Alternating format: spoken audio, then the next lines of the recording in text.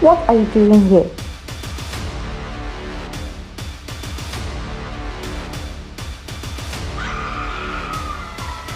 I'm here to see Olaedo.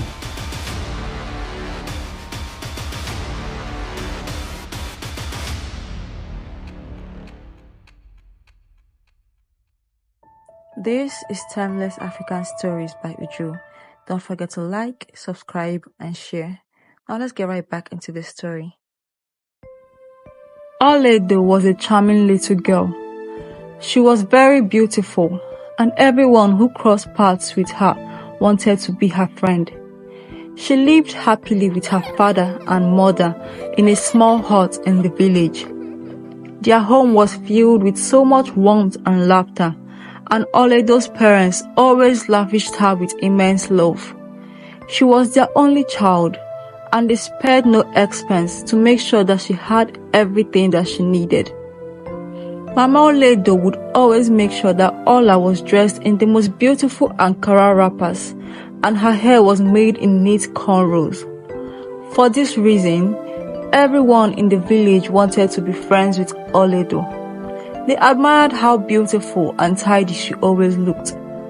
Whenever Ola followed her mother to the market to sell, she would receive so many compliments from people on the roadside, telling her how beautiful she was.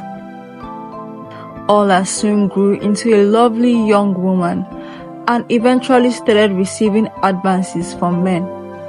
Despite her beauty and all the attention she received, Ola remained humble, telling the men off politely and expressing gratitude for the compliments that kept coming.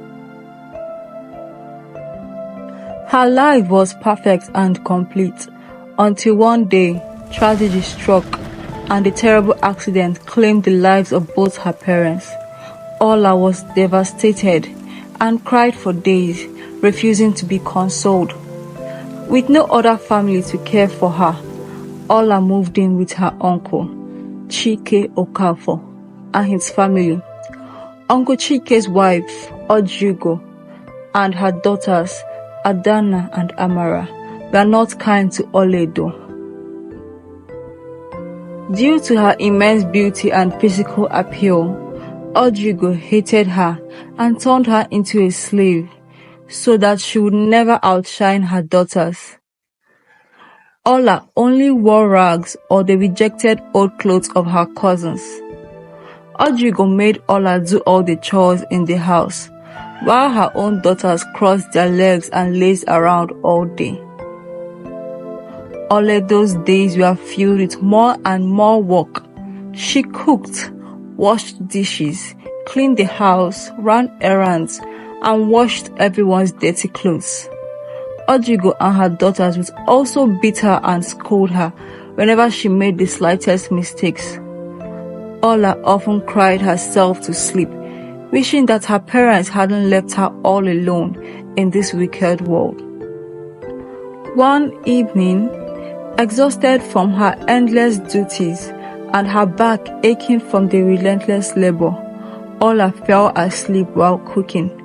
The smell of burnt food filled the house, and her aunt immediately barged into the kitchen. You foolish girl, you have burnt my food, Abby. There will be no food for you in this house for the next 1 week. Before Ola could beg and explain herself, Odrigo took the boiling water that was on the stove and poured it on Ola.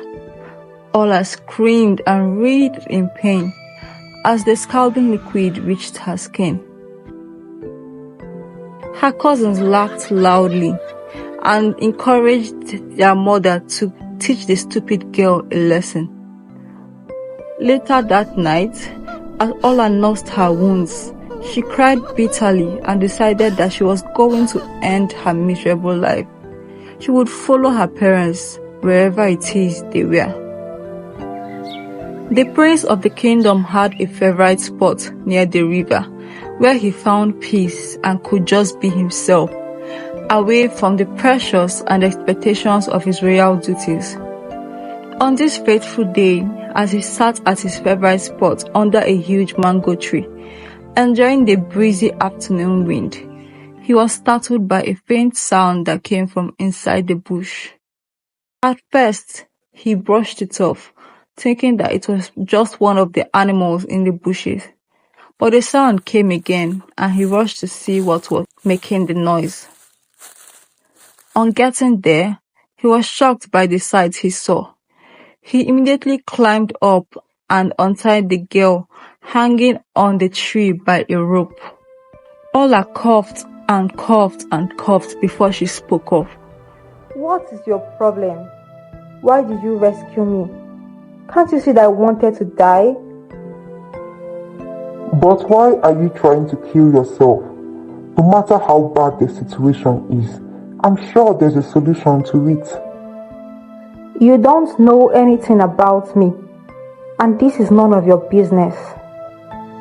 Ola said as she gathered her belongings and walked out on the stranger.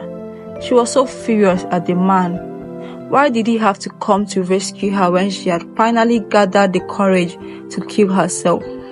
Now she didn't know if she was brave enough to make a second attempt at ending her life. The next day, when she went to the stream to fetch water, there was the stranger again. Hi, I was hoping I would see you again. See me again? What for? After you ruined my plans yesterday. Then she turned to leave, but the prince held her and begged to at least know her name. Ola, my name is Olaedo. She told him and left immediately. In the following days, whenever Ola came to the stream, Prince Emeka would always be there waiting for her. No matter how much Ola pushed him away, the prince persisted, and eventually they became friends. They would sit together under the big mango tree and share stories about their lives.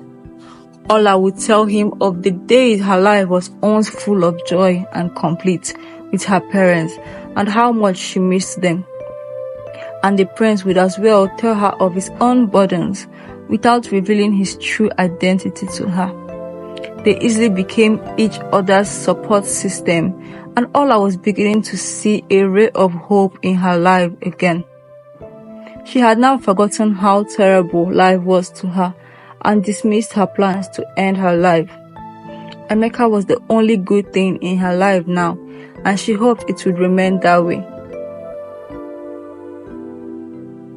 When the time came for the prince to choose a wife, he had announced to his parents that he already had a woman in mind, and she was from the Okafor family.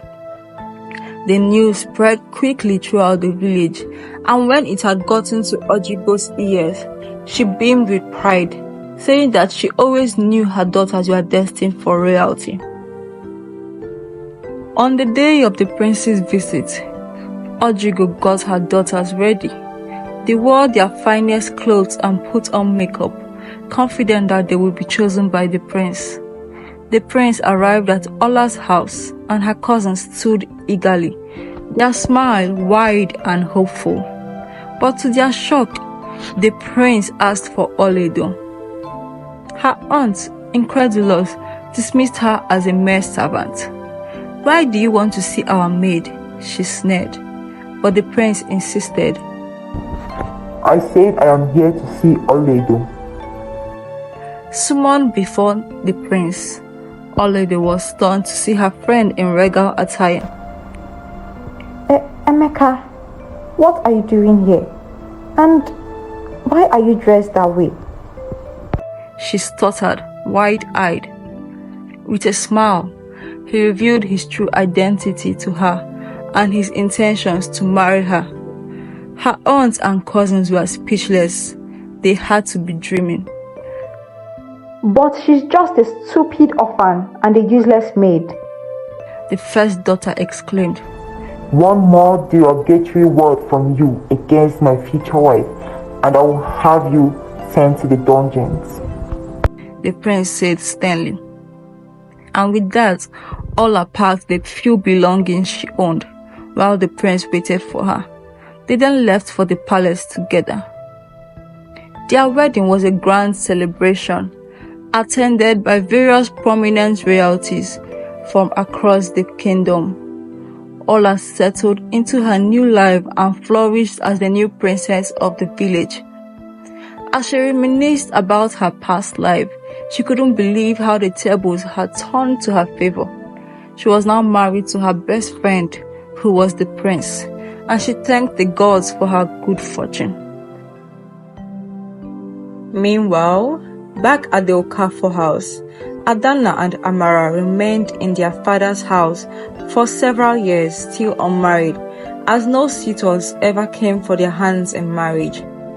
The whole village had heard of their wickedness and began to avoid them, not wanting to have anything to do with them. Ojigo, on the other hand, had grown sick and frail with old age, and now depended on her daughters for assistance. But each time she asked for their help, they would scold her and rain insults at her, blaming her for their present predicaments and misfortunes. Ojigo, now left all alone with no one to take care of her, spent the rest of her life regretting her actions and wishing that she had made better decisions in the past. Hey guys, if you made it this far into the video, I just want to say a big thank you. And if you're new here, please consider supporting our channel by clicking on the subscribe button right there on your screen. And you can as well watch the next video on your screen as well. See you in my next video. Bye.